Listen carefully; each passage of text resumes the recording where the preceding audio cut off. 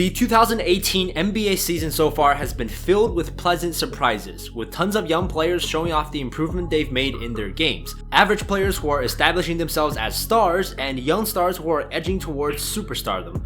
But there is another player who's been in the league for 8 years who has experienced a rebirth in a new environment after every other team in the NBA lost hope for his ability. That man is Tyreke Evans, who so far just might be the leading candidate for Sixth Man of the Year.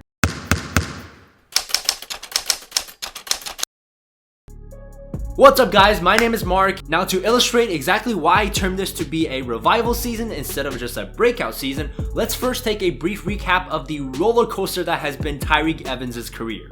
Tyreke Evans was taken with the 4th overall pick in the 2009 draft by the Sacramento Kings and won Rookie of the Year.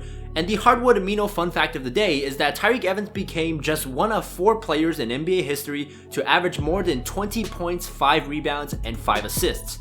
The other 3 players? Oscar Robertson, Michael Jordan, and LeBron James. You can read more about Tyreke Evans' story and other interesting NBA topics on the Hardwood Amino app, which is an app for hardcore NBA fans to produce content and interact with each other through blogs, polls, public chat rooms, and so much more. If you're an NBA fan, make sure to download the app by clicking the link in the description below. Now, as you can imagine, expectations were high for Tyreke after a historically great rookie season.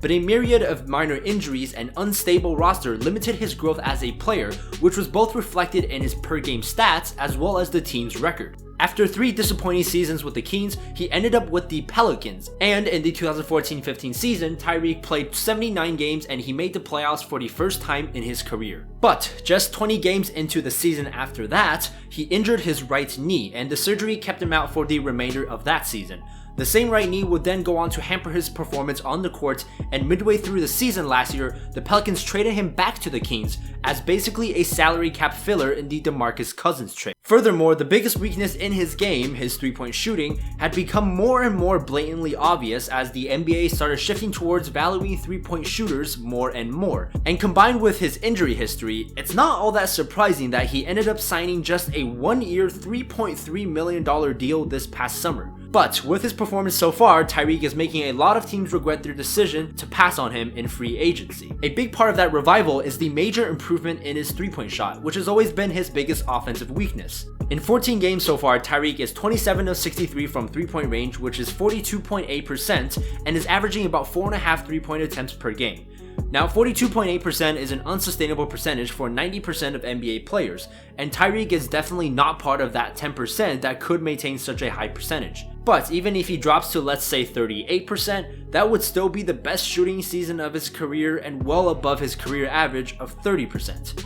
What I like about his three-point shooting is not so much the percentage at which he's converting, because that's a bit unsustainable, but what is sustainable is his shot selection. Comparing this to his rookie year, the percentage of Tyreke's shot attempts that come from outside the arc has risen from 12% to 33%.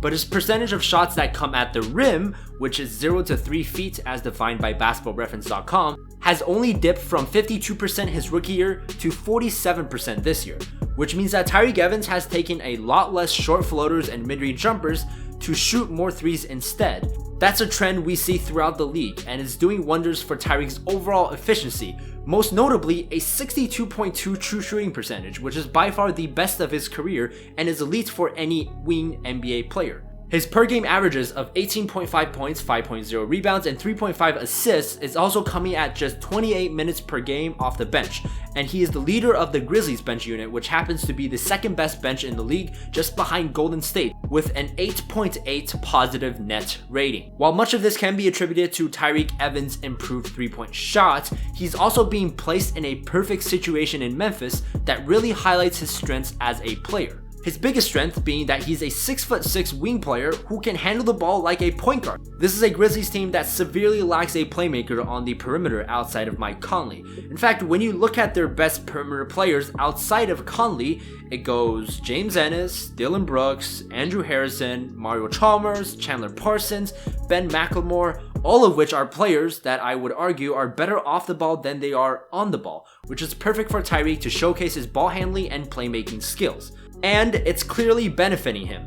According to stats.nba.com, after adjusting for players who average more than 4 pick and roll possessions per game, Tyreke Evans is currently the 4th most efficient pick and roll ball handler in the league, just behind Bradley Beal, Steph Curry, and LeBron James. The Grizzlies, who are now 7-7, are very well in the Western Conference playoff race.